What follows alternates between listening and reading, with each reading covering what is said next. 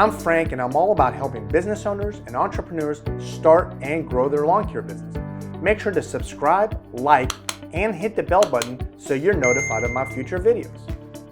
Hey, welcome back, Lawn Care Pros. So today I have a special guest with me. His name is Aaron, and Aaron is a lawnpreneur, solo operator, and he is in the lawn care business. And we want to find out a little bit about his journey in the lawn care industry. So Aaron, tell us about where you're located and, what's the name of your company, and we can kind of dive in and figure out, a little bit about your business. Absolutely. I appreciate you having me on, Frank. I am a solo operator of Aaron's Lawn Care. I primarily do lawn care, and I'm located in the southern part of Illinois, southern Illinois. Like I like to say, the true southern Illinois. That's something we can dive into later. But about 45 minutes to an hour north of Kentucky. Marion, Illinois is a town people will recognize. Carbondale is another one due to the college there. But I am based out of Johnston City, so it's 6 miles north of Marion. But I offer lawn care. I offer mulch, so softscaping, mulch, shrub trimming. I even offer shrub removal. Uh, I also do gumballs for clients that I mow for in the springtime. The way I'm not mowing over those balls and launching them in every direction. And then I do that a year round. I do offer mulch all the time, not just in spring. If a client wants it in the fall, it's not the greatest time, but hey, I understand it makes their beds look good for wintertime as well. Absolutely, absolutely. So I want to make sure I got it right. So you are a solopreneur currently, or you're basically doing this on your own. You don't have any employees. Is that correct? That is correct. I do have a pastor's son that helps me a couple days a week in the summertime. It's a little bit of a job for him. My goal is to have employees, but I currently, at this moment, have been completely solo. Hey, nothing wrong with that. Getting started and doing your business. Some people prefer working by themselves, right? Right, and in a way, I do as well. I know it's not physically possible to always be solo, and also, if I want to grow, I know I'm going to need employees if I want to grow past where I am currently at. Sure, sure. And so when you first got started, tell me about that. Was that like, a few years ago? Tell us a little bit about it. That was back in the fall of 2016. I was currently at that time I was working a full-time job for a tire factory called Continental or General Tire. I wanted to make a little extra money because what I was making just didn't seem like it was enough. And so I made a standard Facebook post. Hey, I'm offering lawn care for anyone that's interested. Had no real intellectual mindset, any knowledge of what was going to come of it. And I did pick up a few yards, including a guy that I worked with. I pressured him into, hey, you should let me mow your yard type thing. And I picked up one from which a client I still have to this day, a very first client. And I had to mow for my church. I mowed my own yard, So I picked up maybe five or six, even though I was mowing the church already. But it came into being more of a lawn care with a business type thing, and didn't know what it was going to portray when I started it. I didn't know where it was going to take me. But I found a passion. I found a love for it that I didn't realize was there. And so I started doing 2017. I started doing more. Was trying to get few more yards, trying to add on what I could. 2018 was the same, but over the winter of 2018 to 2019, I had the desire from watching YouTube videos. I can't say I was listening to. I don't think I was listening to podcasts yet, but I was definitely on the YouTube page. Watching all the Top Notch and Brian's Lawn Maintenance, and watched a little bit of Chance Daily Hustle and um, Fall River. I know I'm missing some, but Beach River was another one at the time who was making a lot of videos. And so I knew I could do it full time. And so over the winter, I mentioned that to my pastor. We had talked about it. He said, let's pray about it. And so in 2019, I did take the full leap and went full time. And so this is going on, this is year 4 going full time. So. And tell me, during that transition period when you had to, go to your employer and say, I'm moving on, doing the new thing. How was that? Was that kind of an exciting moment for you? And tell us a little bit about it.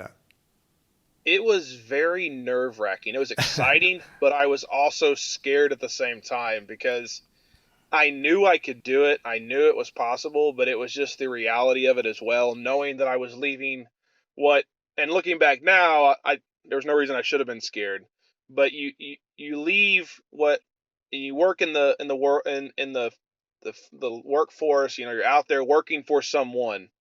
You have that mindset of I have a job, I'm always going to have a job. So I was looking at it as I'm leaving what has been consistent, has been steadfast for the last 8.5 years, and I'm going to something that is now under my control.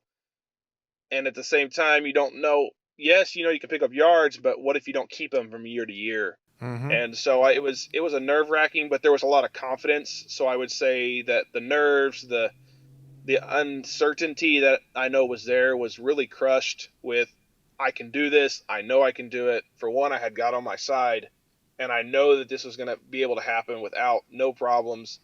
But you also had that, in the back of the mind, what if? Yeah, absolutely.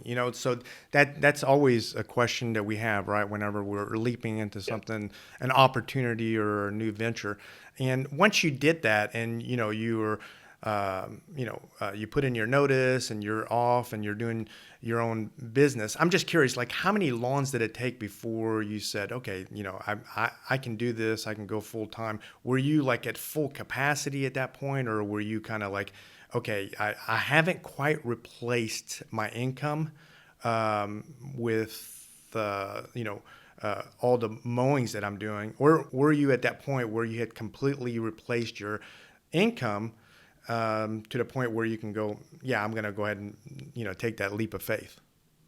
Right. I was at my ability of capacity of what the situation I was in. At the job I worked, it was a 35-mile one-way trip to the job. So I was, you're talking 35, 40 minutes one direction there and back every day. And so it was Monday through Friday, but there's an hour to hour and a half of drive time. I worked in a little bit of a dirty situation, not completely, but I worked midnights too. Church is really important to me, so I wouldn't mow on Sundays, and I didn't mow on Wednesdays. So I was limited to Monday, Tuesdays, Thursdays, Fridays, and Saturdays to mow. And I had a limitation, so I had what I could handle physically without absolutely killing myself. But when I approached my pastor, hey, I want to do this. And of course, I had talked to my wife and all those good things. I had roughly 17 to 18 properties, which is not a lot. That was what I had in 2018. My pastor's like, I'd love for you to have 25 by the time you work your last day at your factory job. And when I worked my last day at that factory job, I had 34.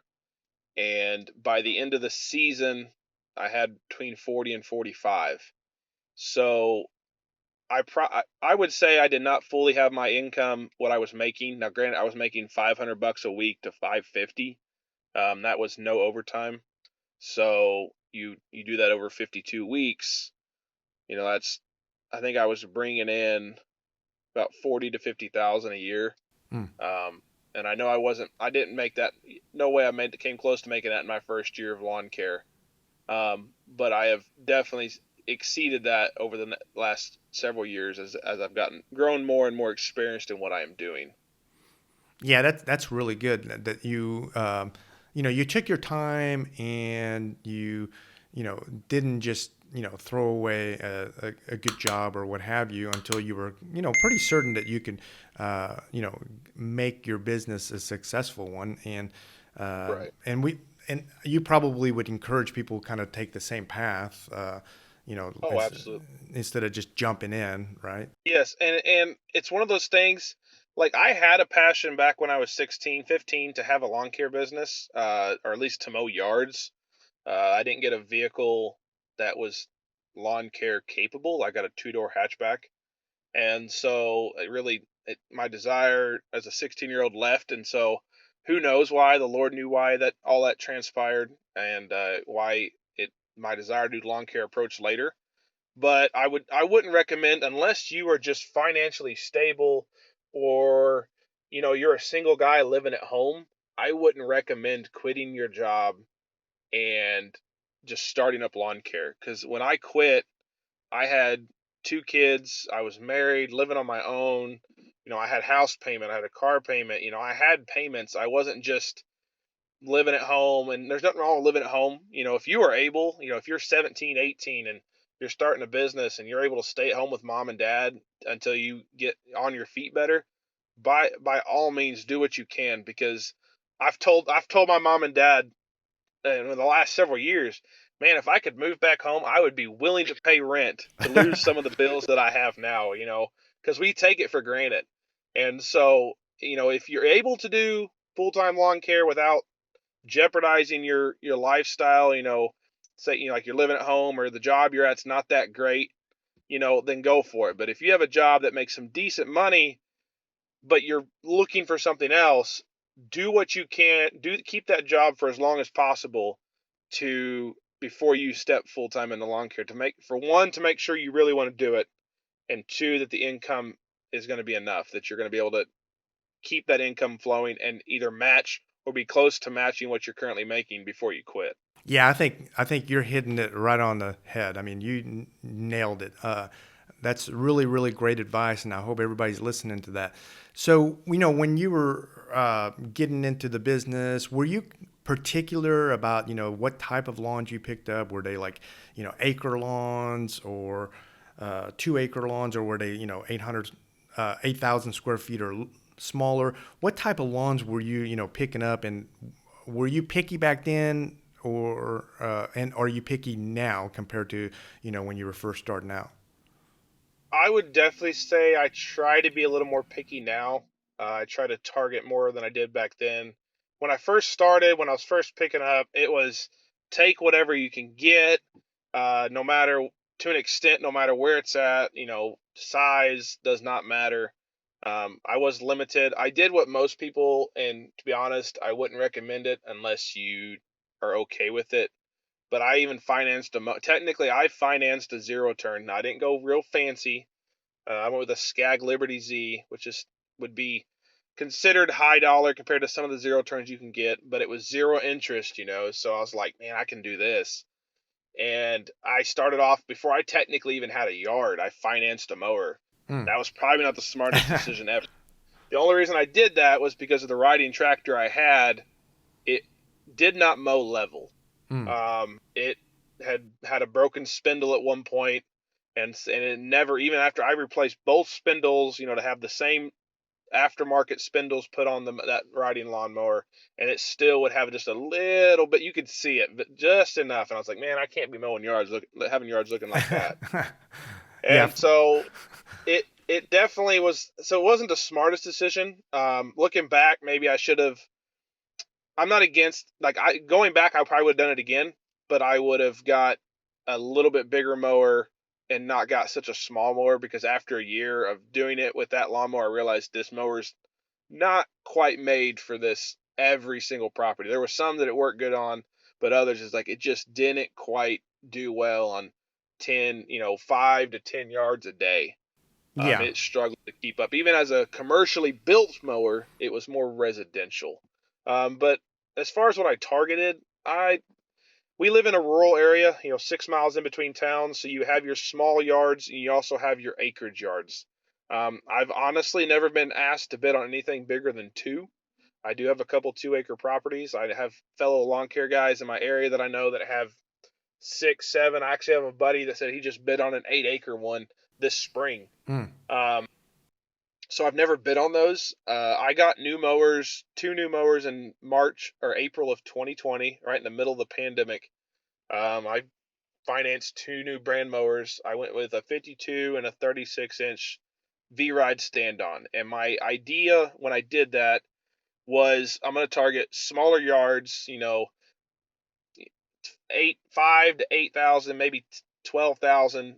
Target those, keep under the acre type thing, and in and out real quick. Anywhere from at the time my bottom dollar was 35, 35 to $55 in that range, and just pop out, 15, 20, 25 of them a day because they're really small. We do have those areas, even being rural inside the towns, you get some of them small yards. Mm-hmm. Well, after I bought those mowers, I started that first year, I started picking up acre and a half, 2 acres. And it was just like that's all I was getting. And I'm like, what in the world's going on? So I went all of 2021 with a 52-inch cut mower, and I'm in the process, which of course is now hard to get. I'm trying to get a 61, not necessarily so I can get bigger properties, but that as a solo guy, in case I can't, if I do try and find employees this year, if I can't find any that I can keep, that the 61 will help on time frame. So maybe if I have, let's say I have 55 properties that I mow each week, maybe I can add another 3 or 4 because I'm saving time with a bigger mower. And so I do a wide variety, to be honest. I go anywhere from your small acres, where it's your small city lots, 5,000 square feet, to I right now currently mow up to 2 acres. But if I have bigger, by golly, I'll chase after them. So Yeah, that sounds good. So, do you have a preference if you had to pick, like if you had to, you know, uh, turn a switch and your business turned into all lawns that are 5,000 square feet or less, or 8,000 square feet or less, or you turned on the switch and all you had is acre to 5 acres? Tell me, if you could turn that switch today, right? mhm, What would you prefer? that's a very good question. Because like down deep, Mm-hmm. I would not. I would do what I targeted in 2020, and it didn't work out. I would target the small 5,000 to 10,000 square foot yards. Have a 52-inch for the ones that are open, have a 36 for the ones that are smaller, or have the gates, and just knock out, 15 to 20 of those a day, and aim for like 4 days a week, maybe 5 days, for carryover. But just knock those, because as a small guy, as a solo guy, them small yards are nice. Mm-hmm. But at the same time, I think that's in reality that's where I would go. But I would not be against, depending on where I took the business. If I had employees or I had an employee with me, I would probably not chase all big, but aim for the bigger ones. Okay. Aim for that minimum, try to aim for the half acre minimum, maybe even acre minimum, and go for acre to 2 to 3, 4 acre properties. As Because as a solo guy, though, you can handle those, but it is a lot more, especially if you got weed eating. If there's a lot of weed eating, it's not a wide open property. Big properties can be what you can feel is time consuming, and really it's hard to be price competitive with big properties. Sometimes I've noticed with companies that have 2 or 3 guys, because let's say I bid a property at $120 a cut, and I've they've told me they had a guy come in and they'll bid it like $100, $20 cheaper. Mm-hmm. Yeah, they may have 3 guys on there, but let's say it takes me an hour and a half to do it, and it'll take the other guys, 35 minutes to do it. And so I don't know how their pricing works. Maybe they can be up $20 cheaper, but I got a price a little higher, and I may still be that price with 2 guys. I don't know where I would be because I'm not in that position. Yeah. But I know as a solo guy, sole proprietor, I do like the smaller ones. It feels like I can get more done, and I feel more accomplished at the end of the day. Yeah, and I had to ask that question because I want our audience to kind of grasp that concept because and correct me if I'm wrong, um, from a square footage standpoint, you make more money per hour, right, per man hour if you're doing the smaller lawns. So that's why I wanted to ask that question, see if we can, educate the audience. Maybe somebody's looking to start their lawn care business, and they're debating whether or not, hey, should I be doing this acreage, 2 acreage? Oh, because there's a lot of money in there. But is there really a lot of money in there? Because really, you're trading your time for money, right? So you only have a Right. certain amount of time. So you really got to know your numbers and figure out how much am I making, per man hour. And it's my experience, and I hope you can confirm this, that on the smaller lawns, you do make more money per man hour. Is that your experience? I feel that way as well. Now, I don't know how it, like I said, I don't know how it falls with an employee if you're mowing, a 5,000 to 10,000 acre. I'm sure with an employee, you probably can knock them out a whole lot quicker. But I can't speak from that experience or that knowledge. But I know as a smaller guy, as one person, I feel like I make more money on smaller properties than I do on the bigger ones. Now, it honestly feels the same as far. It probably is the same, but I feel like energy level wise, time frame wise, like I feel like I accomplish more if I mowed, let's say, 13 small yards compared to 9 mixture of maybe one or two small and the rest are acre yards. I feel like I accomplish more in a day mowing 13 smaller ones and let's say 9 big ones. Absolutely. Um, Yeah. and I feel like price wise, I'm gonna make more that way as well. Yeah, I have to agree with you, and my experiences definitely tells me that. And when you're talking about adding an employee, just for our audience sake, typically speaking, if you're doing a lawn that takes you 1 man hour, right? Like if you start at noon on a particular lawn, maybe it's 5,500 square feet, right? And you start at noon and you finish at 1. That took, and you're by yourself. So that took you 1 hour, right? 1 man hour. Typically speaking, and it's not going to be 100%, you know, exact, right? But typically speaking, if you add another employee, another helper, and you're doing things the right way, you're going to still knock that out in 1 man hour. So, the two of you pull up at 12 o'clock. Technically speaking, you should finish that lawn at 12:30, right? And there's two of you, so you add those two together, you still get 1 man hour. So Yes. that's something to consider, moving forward, not letting numbers fool you when adding a second person. Right. Yeah. It doesn't always make it better. It should be the same. Should be the same. So, but one thing that does drive all of us crazy, and I'm sure you're going to experience that as you add employees, and you might have some experience with that right now, is you know drive time, right? And that's where we really get into route density, because that windshield time is really the killer in this business. Yes, it is. And that's one thing I have really been focusing on in the business, even as a solo guy, is to crack down on windshield time. I do have a few properties that are out there, but not overly out there. Like I try to stay within 15-mile radius of my house or 15 miles out from my house. Now that if you were to draw it on a map where I technically target, it is not going to be a circle. It is not going to be a square. Mhm. It's going to be like you've taken a rock, you've put it on the map and drew whatever shape the rock is. That's honestly what my line would look like. Because where I live at, I go 15 miles west. Um, I go about technically I don't go past about 7, 8 miles north. I go about 15 miles south. I go no more than 5, 6 miles east of me. So I'm kind of like where I live at. I focus towards Marion. It's a bigger city, about 17, 18,000 people. There's a town of about 8,000, 9,000 to the left, to the west of me. There is another town a little bit farther out. It's about that 15-mile distance that I'm targeting because there's some nice homes over there. And it's same for the north. There's a town about 6 to 10,000 to the north. The town I live in is about 3,000. And then there's a nice lake homes. They're not all nice, but there's an area of a lake that has some nice homes in it that I'm targeting as well.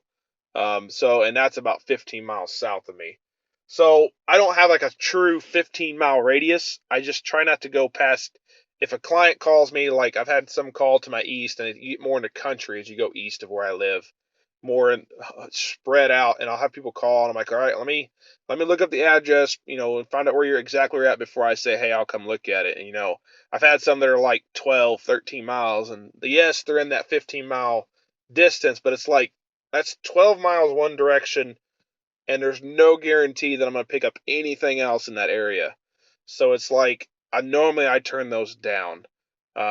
there's a town 12 miles north of me where my dealer's at. I don't take any work there either. Even though I go there for the dealer, but I've not had positiveness of getting work in that town, so I don't chase it. I have a full schedule out where I operate now, so no reason to add that town if I don't need to.